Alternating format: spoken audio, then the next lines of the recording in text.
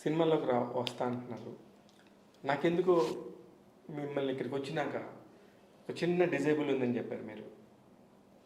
ఆ డిజేబుల్ మీరు మాట్లాడటానికి ఇష్టపడితే మీరు చెప్పండి. అది కూడా దేనికంటే నేను ఫస్ట్ టైం విన్నాను అలాంటి ఒక డిజేబుల్ ఉంటుంది, హియర్ లాసింగ్ ఉంటుంది, అది ఉంటుంది తరతరాలుగా ఉండే జనరేషన్ బట్టి కూడా వస్తనేది మీ పుస్తకంలో కూడా అది ఉంది కాబట్టి మీకు దాని గురించి అడుగుతున్నాను. If you are comfortable please talk to me that. Yeah sure. So నాకు కండిషన్ ఒటోస్క్లెరోసిస్ పేరు, medical term otosclerosis medical term. So ఇది both the ears bone inflammation అవుతుందన్నమాట. దానివల్ల వైబ్రేషన్స్ అవన్నీ ప్రాపర్గా రీచ్ ఉండదు, సౌండ్స్ సరిగ్గా వినిపించదు. ఇది ఫ్యామిలీ హెరిడిటీ వల్ల వచ్చిందంటారు, but we don't have any history of that.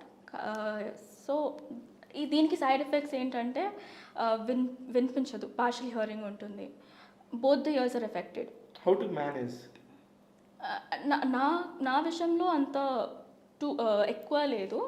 So I can here, ఒక 40% లాస్ ఉంది, బట్ మేనేజబుల్. కానీ ఇంకా వర్స్ కండిషన్స్ కూడా ఉన్నాయి, మొత్తానికే వినిపించదు. సో దీనికి క్యూర్ కూడా లేదన్నారు డాక్టర్స్. ఏమన్నారు? అండ్ డాక్టర్స్ హియరింగ్ ఎయిడ్ పెట్టుకోవాలన్నారు, బట్ హియరింగ్ ఎయిడ్తో క్యూర్ అవ్వదు. ఎందుకంటే కాన్స్టెంట్ టినిటిస్ అని కాన్స్టెంట్ సౌండ్ వినిపిస్తుంది ఇయర్స్లో, ఇంకా డిజీనెస్ ఉంటుంది. సో మెడికేషన్ లేదు, క్యూర్ లేదు, ఓన్లీ హియరింగ్ ఎయిడ్ పెట్టుకోవాలి.